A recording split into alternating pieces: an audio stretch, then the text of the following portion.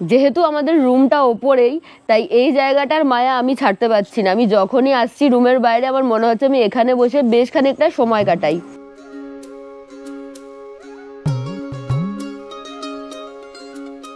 সোনাঝুরির হাট এখন সপ্তাহের প্রত্যেক দিনই বসছে। দাদা আমাদের মতো ট্রেনে উঠেছিল, এই যে এখন জেনারেল বগির দিকে যাচ্ছে দৌড়ে দৌড়ে। এখন ব্যাপারটা হচ্ছে মোটামুটি 2 ঘন্টা মতো আমাদেরকে দাঁড়িয়ে থাকতে হবে।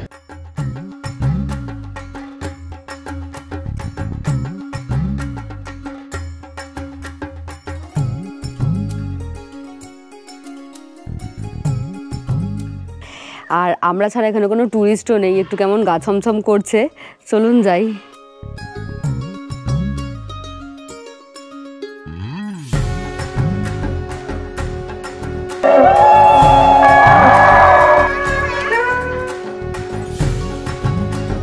আছি হচ্ছে 13053 কুলিক এক্সপ্রেসে। এখন আমাদের গন্তব্য শান্তিনিকেতন, তবে বাড়ি থেকে যখন বেরিয়েছিলাম তখন আমাদের গন্তব্য ছিল ঘাটশিলা।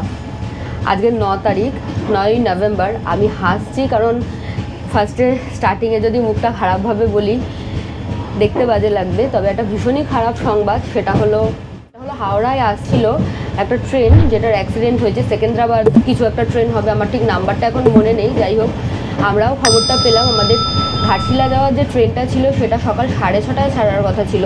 এই কারণে ট্রেনটা ডিলে। আমরা আজকে ঘাটশিলা পৌঁছে ঘুরতেও পারবো না, তার জন্য আমরা ওই ট্রিপটা ক্যান্সেল করলাম, ওটাকে রিশিডিউল করলাম। আবার কোনো দিন যাবো, তবে আমরা বাড়ি ফিরতে চাইছিলাম না। তাই দেখলাম কুলিক ছাড়ছে এবং কুলিকের টিকিটও রয়েছে, তাই কুলিকে চড়লাম। লিটারেলি দৌড়ে দৌড়ে উঠলাম, কারণ আমরা ভীষণ দোনামনায় ছিলাম ট্রিপটা করবো কি করবো না। যাই হোক, আলটিমেটলি উঠেছি, যাচ্ছি শান্তিনিকেতন। আর শান্তিনিকেতনে যাচ্ছি যে হোমস্টেটায়, সে হোমস্টেটা আপনারা আগেও দেখেছেন আমাদের ভিডিওতে। চলুন গিয়ে সমস্ত ডিটেল দিচ্ছি। যে টিকিট কেটেছি 2S-এর, সেইখানে উঠতেই পারিনি, দৌড়ে দৌড়ে উঠে লাস্টে একটা একদম মানে ট্রেনের শেষে একটা ভিস্টাডোম ছিল, সেই ভিস্টাডোম কোচটায় উঠলাম আর কি। তো এখন আমরা ভেতরে বসতে পারছি না, আমাদেরকে বসতে দিচ্ছে না। তো আমরা বাইরে ওয়াশরুমের সামনে দাঁড়িয়ে দাঁড়িয়ে ট্রাভেল করছি। বর্ধমান পর্যন্ত এইভাবেই যাব, কারণ ওইটাই বর্ধমানই হচ্ছে এই ট্রেনের ফার্স্ট স্টপ, তারপর বোলপুর। কিন্তু ওইটুকুনি টাইমে আমাদের কোচে চলে যেতে হবে। এই ট্রেনের ভাড়া পড়েছিল জনপ্রতি 85 টাকা করে। এছাড়াও প্রচুর ট্রেন রয়েছে যা হাওড়া এবং শিয়ালদা থেকে ছেড়ে আপনাকে শান্তিনিকেতন পৌঁছে দেবে। তো দাদা আমাদের মতো ট্রেনে উঠেছিল, এই যে এখন জেনারেল বগির দিকে যাচ্ছে দৌড়ে দৌড়ে। এখন ব্যাপারটা হচ্ছে মোটামুটি 2 ঘন্টা মতো আমাদেরকে দাঁড়িয়ে থাকতে হবে। দাঁড়িয়ে থাকাটা বড় কথা নয়, যদি নামি তারপর উঠতে না পারি খুব বাজে একটা ব্যাপার হবে। তার থেকে এখানে দাঁড়িয়ে থাকা অনেক বেটার। পুরো সিট ফাঁকা, টিটি নেই। টিটি থাকলে টিটিকে বলে বসতে পারতাম, কিছু করার নেই, দাঁড়িয়ে দাঁড়িয়ে আমাদেরকে যেতে হচ্ছে। ভিস্তাডোমের একজন স্টাফ আমাদেরকে দাঁড়িয়ে থাকতে দেখে কিছুক্ষণের জন্য ভেতরে বসতে দিয়েছিল। তখনই আমরা আমাদের ব্রেকফাস্টটা সেরে নিয়েছিলাম, যা আমরা বাড়ি থেকেই নিয়ে গিয়েছিলাম। এখন নামবো আমরা, নেমেই দৌড় মারতে হবে।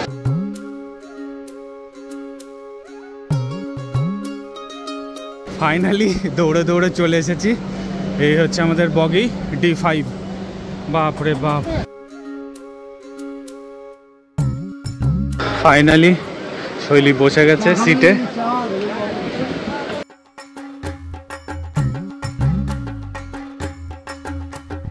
আর বেশিক্ষণের জার্নি নেই, এই বর্ধমানের পরে একদম বোলপুর শান্তিনিকেতনে ট্রেনটা ঢোকাবে। ও আজকে প্রচণ্ড হেকটিক জার্নি হয়ে যাচ্ছে। আমি তো দৌড়াতে পারি, অতটা প্রবলেম হয় না। এই শৈলী হাঁপিয়ে গেছিলো, মানে বিশাল কষ্ট করে ও D5-এ আসলো। ভিস্তাডোমের যে কোচটা ছিল সেটা একদম লাস্টে, সেই ওইখান থেকে অনেকগুলো বগি পেরিয়ে তারপরে D5-এ আসতে হলো।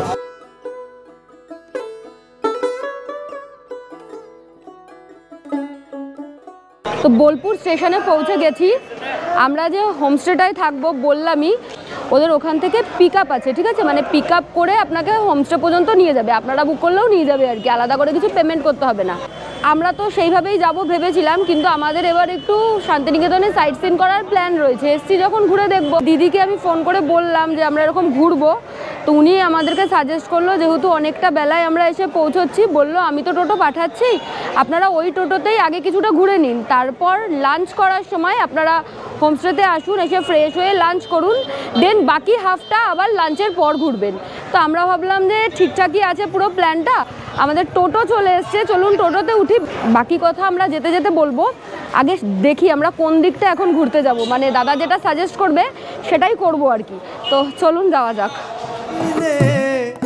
আপনারা যারা এখান থেকে টোটো নিয়ে যে কোনো হোটেল বা হোমস্টেতে যেতে চাইবেন, এখানে প্রচুর টোটো আছে, আর শেয়ার টোটোটা একটু রাস্তার মোড় থেকে পাওয়া যায়। আমার মনে হয় বুক করে মানে রিজার্ভ করে নেওয়াই ভালো। আর যে কোনো সাইট সিনও করতে চাইলে, মানে ডে টুডে আসলেও যদি আপনারা সাইট সিন করবেন মনে করেন বা হাটে যাবেন, সেক্ষেত্রেও কিন্তু এখান থেকেই আপনারা টোটো অটো পেয়ে যাবেন।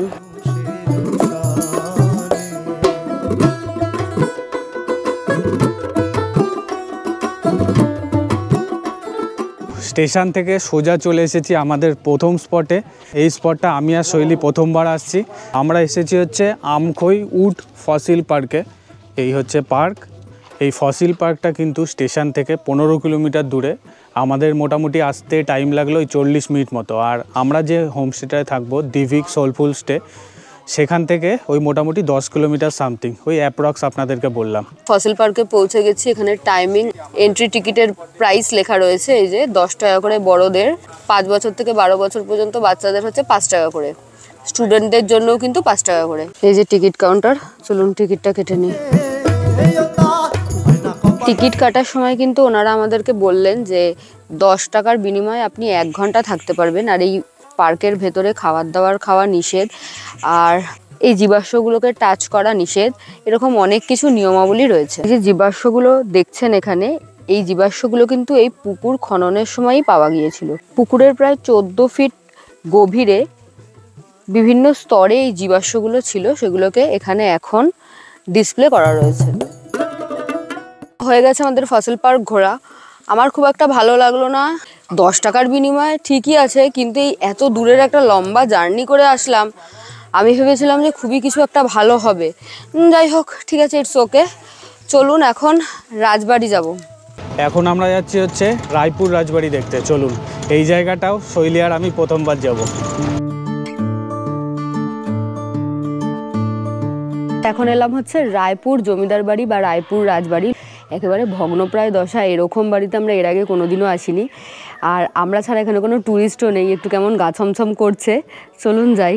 বাড়িটার অবস্থা খুবই খারাপ, কোনো রকম মেনটেন কিছু হয় না দেখছি। এরকম জায়গায় আমি এর আগে কোনোদিনও আসিনি।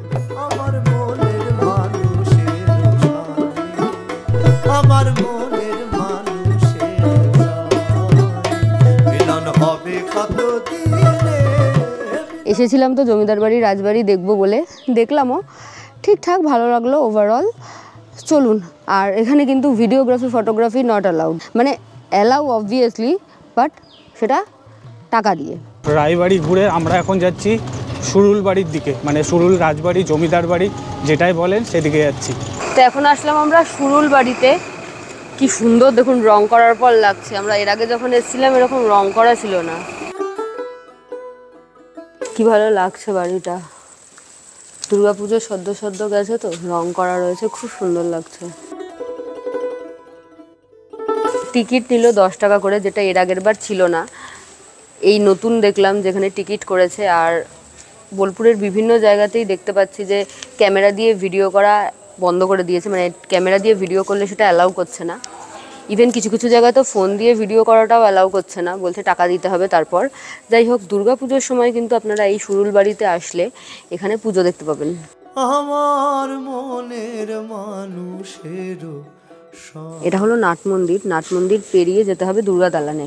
কাঠামোটা এখানে রাখা রয়েছে। রাজবাড়ি লাগোয়া আরও দুটো মন্দির আছে, চাইলে দেখে নিতে পারেন। আমরা যতবার গেছি এই মন্দিরটা বন্ধই পেয়েছি। আমাদের ফার্স্ট হাফের ঘোরা শেষ। এখন আমরা চলে এসেছি আমাদের থাকার ঠিকানা দিভিক সোলফুল স্টেতে। এই জায়গায় আমরা আগেও থেকেছি, আগেও আপনাদেরকে বললাম, আমাদের ভীষণ ভালো লেগেছে। এত সুন্দরভাবে সাজানো জায়গাটা কি বলবো। পরিবেশটাও ভীষণ সুন্দর আর ভীষণ মানে আমি বারবারই বলছি ভীষণ সুন্দরভাবে সাজানো। আমরা যেহেতু একটা জায়গায় যেতে পারলাম না, তাই জন্য একটা দিনে স্টে করার জন্য আমরা এই জায়গাটাকেই বাছলাম। চলুন ভেতরে যাওয়া যাক।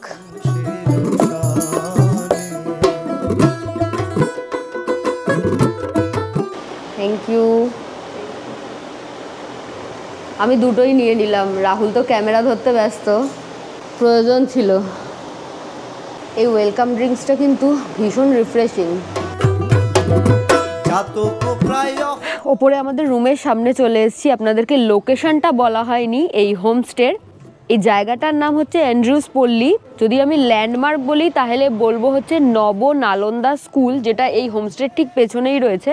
আর এডুকেশন ডিপার্টমেন্ট, যেটা বিশ্বভারতীর এডুকেশন ডিপার্টমেন্ট, তার ঠিক অপোজিট লেনেই হচ্ছে এই হোমস্টে। স্টেশন থেকে এই হোমস্টে আসতে আমাদের সময় লাগলো 15 থেকে 20 মিনিট মতো। 3.5 kilometre distance Bolpur Santiniketan station থেকে এই হোমস্টের।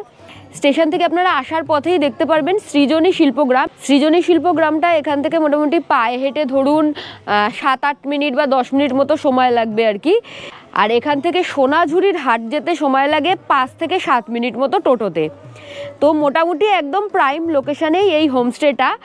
আর ভীষণ সুন্দর শান্ত পরিবেশ, যেই জিনিসটা আমি বারবারই বলছি, আমরা শান্তিনিকেতনে আসি শান্তির খোঁজে, সেই শান্তিটা আপনারা এখানে পাবেন। একেবারে লাস্ট মিনিট বুকিং, বুঝতেই পাচ্ছেন, তাই জন্য ওপরের রুম পেয়েছি। ওনাদের এই ওপরের রুমটা এর আগের বার আমরা দেখেছিলাম, এটাতে একটা মজা আছে। রুমটা তো দেখতেই পাচ্ছেন ভীষণ সুন্দর সাজানো গোছানো। তবে এই রুমের এই যে দরজাটা দেখতে পাচ্ছেন, এই দরজাটা যদি আমি খুলি তাহলে ওপাশে আরেকটা ঘর আছে, সেটার সাথে এটা মাঝখান থেকে আর কি কানেক্টেড। এটা আমার বেশ ভালো লেগেছিল। বড় ফ্যামিলি আসলে একসাথে ভেতর থেকে কানেক্টেড, দুটো বাথরুমও আছে দুটো রুমেই, কিন্তু তবু কানেক্টেড, এটা বেশ ভালো লাগবে। এই রুমটা আমরা এর আগের বার থাকিনি, আমরা নিচে থেকেছিলাম। দেখতেই পাচ্ছেন ভীষণ সুন্দর একটা খাট রয়েছে এবং খাটে মোটামুটি 3 জন আরামসে অ্যাডজাস্ট হয়ে যাবেন। এই খাটটার বেশ অনেকগুলো স্পেশালিটি আছে। প্রথম স্পেশালিটি হলো খাটটা কিন্তু সুন্দর নীল রঙের পালিশ করা।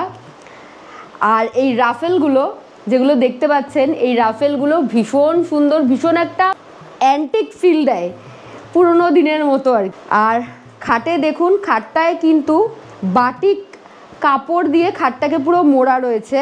খাটের পেছনে যে জায়গাটায় হেলান দেবেন সেখানে শীতল পাটি দিয়ে একটা সুন্দর করে দেওয়া রয়েছে আর কি, ভীষণ ভালো লাগছে, ওয়াল হ্যাঙ্গিংয়ের মতো।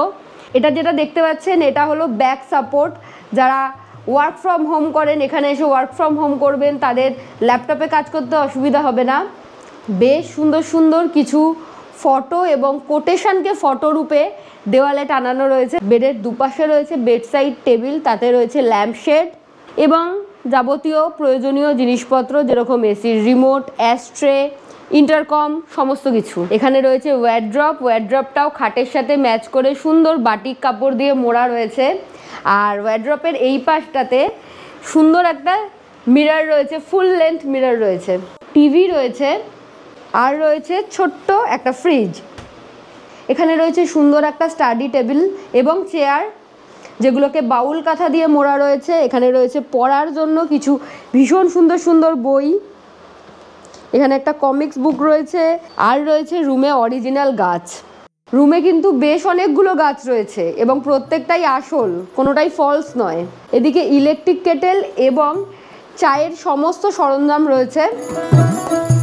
এই হলো ওয়াশরুম, এদিকে ওয়াশ বেসিন আছে, আর এখানে কিন্তু এই যে হ্যান্ড ওয়াশ দেওয়া আছে, তার উপরে আছে মিরর, এখানে হ্যান্ড টাওয়াল দেওয়া, হেয়ার ড্রায়ার দেওয়া আছে, এখানে টয়লেটারি স্কিট দেওয়া আছে, ওয়েস্টার্ন টয়লেট সিট, গিজার। আর সবচেয়ে যে জিনিসটা ভালো লাগে দেখুন, এই ওয়াশরুমের যে ফ্লোরটা আছে সেটা দেখুন পুরো চেসের বোর্ডের মতো। ফ্রেশ হয়ে একেবারে ড্রেস চেঞ্জ করে লাঞ্চ করতে এসেছি, লাঞ্চ করে তারপর আমরা যাব হাটে। ওনাদের এই ডাইনিং কাম ড্রয়িং রুমটা আর কি, যেখানে বসতেও পারবেন, আবার খাওয়ার জন্যও টেবিল রয়েছে। সেই জায়গাটা ভীষণ সুন্দরভাবে সাজানো এবং সবচেয়ে ভালো লাগে যে জিনিসটা, সেটা হলো এক একটা ওয়াল এক একটা জিনিসকে ডেডিকেট করা। যেরকম আমার পেছনে যে দেওয়ালটা রয়েছে সেটাতে দেখতে পাচ্ছেন বিভিন্ন রকম খাবারের আইটেমের ফটো কোলাজ করা রয়েছে, বিভিন্ন স্পেশাল আইটেম যেগুলো আমরা সকলেই খেতে ভালোবাসি এবং যেগুলো দেখলেই আমাদের জিভে জল আসে। এখানে সুন্দর একটা অ্যাকোরিয়াম রয়েছে, যেটা এর আগের বার আমি দেখিনি। এই দেওয়ালটা ফেলুদাকে ডেডিকেট করা রয়েছে। এছাড়াও এদিকে কিছু হস্তশিল্প দিয়ে সুন্দর করে সাজানো রয়েছে, যেরকম এখানে রয়েছে নকশি কাঁথা। এছাড়া সুন্দর প্লেটে ওয়াল হ্যাঙ্গিং রয়েছে, সমস্ত কিছু মানে যে কটা জিনিস রয়েছে সে কটা জিনিস ভীষণ চয়েসেবল, মাস্ট সে। আগের বার এসে দেখেছিলাম, ভীষণ ইউনিক লেগেছিল আমার। এটা হলো একটা ওয়াল হ্যাঙ্গিং যেখানে বিষ্ণুর 10 অবতারের রূপ রয়েছে। আলপনা থেকে শুরু করে ডাইনিং টেবিল সমস্ত কিছুতেই একটা বেশ নতুনত্বের ছোঁয়া রয়েছে। ওনাদের যে ছাদটা আছে মানে রুফটপটা, ওটার যে সিঁড়িটাও কিন্তু দারুণ সুন্দরভাবে সাজানো গোছানো। দেখুন এই হচ্ছে সিঁড়ি, আর সিঁড়ির পাশে দেখুন দেখুন কি সুন্দরভাবে সাজানো। দেখুন এগুলো সব অরিজিনাল গাছ কিন্তু। আর এদিকে দেখুন কত ধরনের ছবি।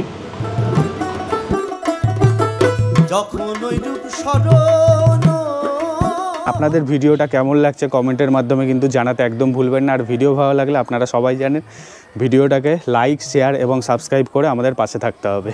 চলে এসছে আমাদের খাওয়ার, আর দেখুন পুরোটাই কিন্তু কাঁসার থালায় পরিবেশন করেছে। রয়েছে ভাত, তার উপরে রয়েছে একটা বড়া, মনে হচ্ছে পোস্তর বড়া। এখানে রয়েছে বেগুনি, ডাল, আলু ফুলকপির তরকারি। আমি যেহেতু মাছ মাংস খাই না, আমাকে দিয়েছে আলু পোস্ত, রয়েছে চাটনি, আর রয়েছে পাঁপড়, তার সাথে রয়েছে রসগোল্লা। এখানে রয়েছে স্যালাড। আর রাহুলের পাতে কিন্তু আলু পোস্তর বদলে রয়েছে একটা ইয়াব বড় মাছের পিস। আমি অর্ডার করেছি একটা পোস্ত থালি, আর রাহুলের হচ্ছে ফিশ থালি। তো পোস্ত থালিতে এক্সট্রা যেটা দেখালাম আপনাদেরকে, পোস্তর বড়া রয়েছে আর আলু পোস্ত রয়েছে। ডালটা জাস্ট বিয়েবাড়ির মতো দারুণ। পোস্তর বড়াটা ট্রাই করি, ইয়াম্মি, দারুণ। পোস্তর থালি নিয়েছি তো আলু পোস্তটা তো ট্রাই করতেই হবে। দারুণ, একটা কাঁচা তেলের গন্ধ ছাড়ছে, দারুণ। আচ্ছা, মাছের একটা বিশাল বড় পিস দিয়েছে, একদম বিয়েবাড়ির মতো রান্না, দারুণ খেতে। আর যারা রুই মাছ খেতে ভালোবাসেন তাদের হেভি লাগবে। আমি তো ফিশ থালি নিলাম, এছাড়াও কিন্তু আপনারা বিভিন্ন রকমের আইটেম অর্ডার করতে পারেন। এখানে কিন্তু প্রন থালি পাওয়া যায়, তারপরে আরও বিভিন্ন রকমের মাছ পাওয়া যায়। আগে থেকে বললে কিন্তু ওনারা বানিয়ে দেবে। আর খাবারের টেস্ট কিন্তু খুবই ভালো। চিকেন থালি, মাটন থালি সমস্ত কিছুই পাওয়া যায়। এখন চলুন, টোটো চলে এসেছে, আবার সেকেন্ড হাফে ঘুরতে যাবো। আজ রেস্ট নেওয়ার একদমই টাইম নেই। যদি রেস্ট নিতে যায় তাহলে আর যে সাইট সিনগুলো বাকি আছে সেগুলো আর কমপ্লিট হবে না। আমরা এখন যাচ্ছি সোনাঝুরির হাটের দিকে। আর এই সোনাঝুরির হাটে যাওয়ার যে রাস্তাটা সেটাও কিন্তু খুবই সুন্দর। এলাম সোনাঝুরির হাটে, শান্তিনিকেতন এসেছি, হাটে আসবো না এটা তো হতেই পারে না। খুবই অল্প টাইম আছে, কারণ আজকে একটা অন্য জায়গায় যাব, যে জায়গাটা আমাদের টাইমে পৌঁছানো খুব খুব খুব প্রয়োজনীয়, নইলে সেই জিনিসটা মিস হয়ে যাবে। তো আগে চট করে গিয়ে হাটটা ঘুরে আসি। সোনাঝুরির হাট এখন সপ্তাহের প্রত্যেক দিনই বসছে, সকাল 10টা থেকে বিকেল 6টা পর্যন্ত। হাট বসার দিন এবং টাইমিং কিন্তু মাঝে মাঝেই চেঞ্জ হতে থাকে। হাট নিয়ে নতুন করে কিছু বলার নেই, হাটের পরিবেশটাই পুরো অন্যরকম। একদিকে আদিবাসী নৃত্য হচ্ছে, অন্যদিকে বাউল গান, আর এরকম সুন্দর কেনাকাটার জিনিসপত্র, খাওয়া দাওয়া সমস্ত কিছু নিয়ে বলা যায় এখন শান্তিনিকেতনের প্রাণকেন্দ্র হয়ে উঠেছে এই সোনাঝুরির হাট। এটাকে ঘিরেই সমস্ত কিছু। যতবারই আসি ততবারই নতুন লাগে, ততবারই নতুন নতুন কিছু খুঁজে কিনে নিয়ে যাই। বেশ অন্ধকারও নেমে এসেছে, দেখছি আলো কমে গেছে একদম। এখানে কিন্তু কোনো ইলেকট্রিসিটির ব্যবস্থা নেই, যতক্ষণ সূর্যের আলো থাকবে ততক্ষণই কিন্তু এই হাটটা বসে। ফাইনালি আমার সোনাঝুরির হাট ঘোরা হয়ে গেল, এবং এবার আমি রেকর্ড করেছি আমি হাট থেকে কিচ্ছু কিনিনি। কিচ্ছু না মানে কিচ্ছু না, নাথিং, কিচ্ছু কিনিনি, কারণ কয়েকদিন আগেই ঘুরে গেছি, আর পুজোও গেছে কয়েকদিন আগে, প্রচুর শপিং হয়েছে, তাই জন্য আর কিছু কেনা হলো না। সোনাঝুরির হাট থেকে কঙ্কালীতলার ডিস্টেন্স কিন্তু বেশ অনেকটাই, তো এখন সেদিকেই যাচ্ছি। এটা নভেম্বর মাস, এখন কিন্তু সকালের দিকে মোটামুটি ঠিকঠাকই ওয়েদার ছিল, খুব গরম না খুব ঠান্ডাও না, কিন্তু যত সন্ধে হচ্ছে তত কিন্তু ঠান্ডা লাগছে। চলে এসেছি মায়ের মন্দিরের সামনে, এখন একটা ডালা নিয়ে পুজো দেবো। তো ডালা 50 টাকা থেকে শুরু, আমি 50 টাকারই একটা ডালা নিচ্ছি। তো আমি 50 টাকার ডালা নিলাম, আর মালাও নিলাম একটা। এখানে কিন্তু পরপর পরপর ডালার দোকান আছে, যে কোনো দোকান থেকে ডালা নিতে পারেন। আর সকালবেলা আসলে কিন্তু এখানে কচুরি টচুরি ভাজা হয়, চা কচুরি সমস্ত কিছুর দোকান পাবেন। এখনও আছে এই মাঠটার ভেতরে, খাওয়া দাওয়াও করতে পারবেন। আর জুতো কিন্তু বাইরে কোথাও খুলতে হয় না, একদম মন্দির চত্বরের ভেতরেই আপনারা জুতো খোলার জায়গা পেয়ে যাবেন।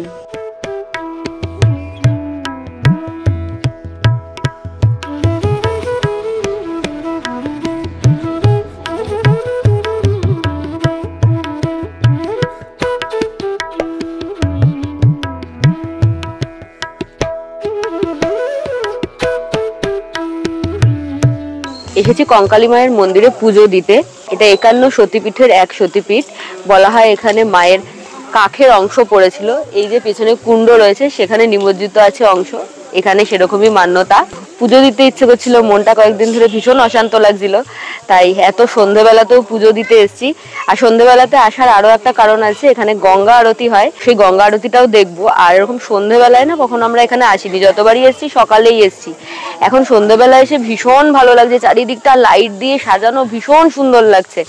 আর যে জিনিসটা আমি এতবার এসে লক্ষ্য করিনি সেটা হলো এই মন্দিরের যে নাট মন্দির চত্বরটা রয়েছে সেখানে না দেবীর 51 পীঠ কোথায় কোনটা পড়েছে তো সমস্ত এখানে লেখা রয়েছে। এই জিনিসটা আমি কোনোদিনও এসে মানে নজরই দিইনি, আজকে এত আলো জ্বলছে সন্ধেবেলায় দেখে এখন চোখে পড়লো। খুব ভালোভাবে পুজো দিয়েছি ফাঁকায় ফাঁকায়, বেশ ভালো লাগছে। পুজো আমাদের দেওয়া হয়ে গেছে, তো এখন এই পিছনের দিকটায় যেখানটাতে কোপাই নদীটা রয়েছে এই মন্দিরের ভেতর দিয়েই যাওয়া যায়, ওইখানটাতে যাব, চলুন।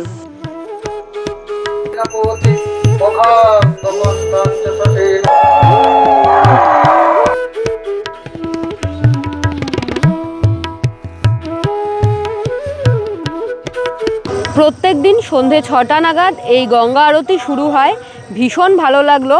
এখনও গঙ্গা আরতি চলছে, তবে আমাদের দেরি হয়ে যাচ্ছে বলে আমরা বেরিয়ে যাচ্ছি।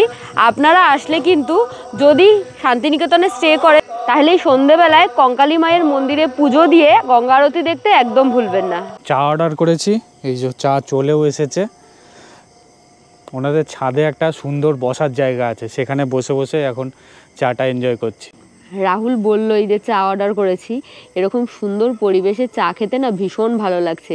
আর এই যে এখানে বসে চা খাওয়ার এই ফিলটা, এটা না আগেরবার খুব মিস করেছিলাম। ব্যাপারটা কি হয়েছিল, আগেরবার এখানে চা স্ন্যাক্স সমস্ত কিছু আমরা অর্ডার করেওছিলাম এখানে বসে খাবো বলে, কিন্তু তখন না প্রচণ্ড গরম ছিল, তাই জন্য এই জায়গাটা ঠিক ভালোভাবে ফিল করতে পারিনি। রুমে চলে গিয়েছিলাম, এত গরম লাগছিল, রুমে এসি ছিল তাই ভাবলাম এসিতে বসেই খাই।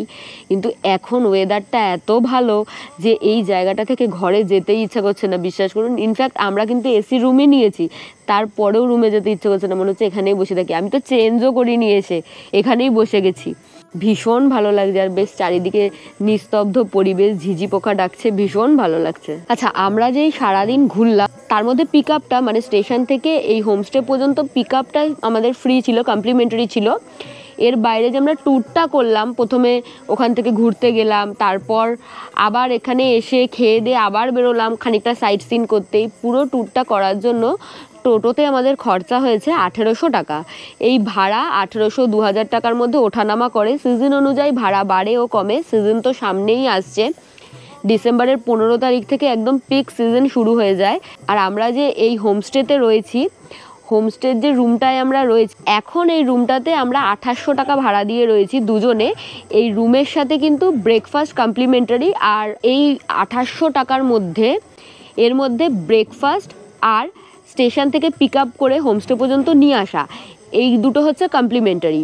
আর এক্সট্রা যা যা আমরা খাচ্ছি মানে চা, তারপরে এক্সট্রা স্ন্যাক্স নিতে পারেন, আমরা যেরকম দুপুরের লাঞ্চ নিলাম, রাতের ডিনার অর্ডার দিয়েছি, এইগুলো কিন্তু সমস্ত কিছুই আমাদের এক্সট্রা পেমেন্ট করতে হবে। আমরা গিয়েছিলাম অফারে, তাই আমাদের ভাড়া পড়েছিল 2800 টাকা। তবে ডিসেম্বরের 15 তারিখের পর থেকে কোনো অফার থাকছে না, তখন ভাড়া হবে 3500 টাকা করে। সমস্ত ভাড়াই কিন্তু সিজন অনুযায়ী বাড়ে ও কমে। ওভারঅল আমার মনে হয় ঠিকঠাক। এরকম একটা সুন্দর পরিবেশে থাকতে হলে এইটুকুনি খরচা হয় আমার মনে হয় আর কি। এই আর কি, ড্রেস চেঞ্জ করে একটু রেস্ট করছিলাম, তারপরেই ডিনারের ডাক আসলো। ডিনারে আমরা অর্ডার দিয়েছিলাম একটা চিকেন থালি আর একটা হলো পনির থালি। পনির থালিটার দাম নিয়েছে 220 টাকা আর চিকেন থালির দাম নিয়েছে 350 টাকা। এবার আপনাদেরকে দেখাই কোন থালিতে কি কি আইটেম রয়েছে। গরম গরম ভাত, স্যালাড, আলু ভাজা, ডাল, এখানে রয়েছে একটা মিক্সড ভেজ, এখানে পনির, যেহেতু পনির থালি, চাটনি, রসগোল্লা আর রয়েছে পাঁপড়। রাহুলের জন্য কি কি এসছে, থালিতে সমস্ত কিছুই মোটামুটি সেম রয়েছে, শুধু চিকেনটা বাদে, মানে পনিরের জায়গায় চিকেন রয়েছে। শান্তিনিকেতনে বহুবার আসার সুবাদে আমরা বিভিন্ন রেস্টুরেন্ট বা হেসেল ঘর বলতে পারেন সেগুলোতে খাওয়ার ট্রাই করেছি। মোটামুটি সমস্ত জায়গাতেই এই রকম প্রাইসেই আপনারা থালি পাবেন। তো আমার মনে হয় শুধু শুধু কষ্ট করে দূরে না গিয়ে যেখানে আছেন সেখান থেকে অর্ডার করে খাওয়াটাই হ্যাসেল ফ্রি হয়। পনিরটা জাস্ট দারুণ, অন্য খাবারগুলোর আলাদা করে রিভিউ দেওয়ার কিছু নেই, বাট পনিরটা দারুণ। থালি কিন্তু আনলিমিটেড, মানে চিকেন থালিতে চিকেন বাদে বাকি সমস্ত কিছু আনলিমিটেড, পনির থালিতে পনির বাদে বাকি সমস্ত কিছু আনলিমিটেড, যেটা হয়ে থাকে সব জায়গায় সেরকমই। সমস্ত খাবার না অল্প অল্প করে খেয়েছি, চিকেনের জন্য আলাদা করে পেটে জায়গা বাঁচিয়ে রেখেছিলাম। একদম কষা কষা চিকেন বানিয়েছে, সত্যি দারুণ খেতে। আমরা এসে থেকে যা যা খাবার খেলাম দারুণ, রান্নার টেস্ট জাস্ট অসাধারণ, মানে রান্নার টেস্ট নিয়ে কোনো কমপ্লেন নেই। গুড মর্নিং এভরিওয়ান, একটা ফ্রেশ মর্নিং। যেহেতু আমাদের রুমটা ওপরেই, তাই এই জায়গাটার মায়া আমি ছাড়তে পারছি না। আমি যখনই আসছি রুমের বাইরে আমার মনে হচ্ছে আমি এখানে বসে বেশ খানিকটা সময় কাটাই। হাতে গরম গরম চা চলে এসছে, সকালবেলা আমরা চা অর্ডার দিয়েছি, দিয়ে এই জায়গাটায় মিষ্টি রোদ গায়ে মেখে বসে বসে টাইম স্পেন্ড করছি, কারণ আজকেই তো আবার এখান থেকে চেক আউট করে বেরিয়ে যাব, তাই জন্য। যে কোনো ছুটি আমাদের সবার কাছে ভীষণ প্রিয় হয়, যতটা টাইম আমরা পারি সেই ছুটিটার উপভোগ করে নিই। আমার কাছেও সেই রকমই একটা ব্যাপার। একদিনের জন্য আসা শান্তিনিকেতনে মনে হচ্ছে আরও 2 দিন থেকে গেলেই ভালো হতো। এই জায়গাটাতে দেখুন কি সুন্দরভাবে দুটো খাটের মতো পাতা, যেখানে বসে আপনারা আরামসে গল্প করতে পারবেন। এই চেয়ার টেবিলটাও ভীষণ সুন্দর এবং বিন ব্যাগসও রয়েছে, মানে আপনারা গ্রুপ নিয়ে আসলে এখানে একদম আসর জমিয়ে গল্প করতে পারবেন। আপনাদেরকে এই সুন্দর জায়গাটা তো দেখালাম, এর ওপরেও কিন্তু একটা রুফটপ আছে। সেই রুফটপ থেকে আপনারা এরকম সুন্দর ভিউ দেখতে পাবেন। দেখুন চারিদিকে কতটা গ্রিনারি। ব্রেকফাস্ট কিন্তু কমপ্লিমেন্টারি আমাদের রুমের ভাড়ার সাথেই। ব্রেকফাস্টে রয়েছে গরম গরম লুচি, সাদা আলুর তরকারি আর সিমাইয়ের পায়েস। ইয়ামি। এখন বাজে ওই দুপুর 12টা 10 মতো। আমাদের ট্রেন রয়েছে শান্তিনিকেতন থেকে কলকাতা ফেরার 1টা 10 নাগাদ, শান্তিনিকেতন এক্সপ্রেস। আমরা অলমোস্ট রেডি, টোটো নিচে চলে এসছে, এখন আমরা স্টেশনের উদ্দেশ্যে রওনা দেবো। শান্তিনিকেতনের এই ভিডিওটা এখানেই শেষ করছি। আশা করছি ভিডিও ভালো লেগেছে। ভালো লাগলে please do like, share and subscribe Shaily's lifestyle. Thank you for watching.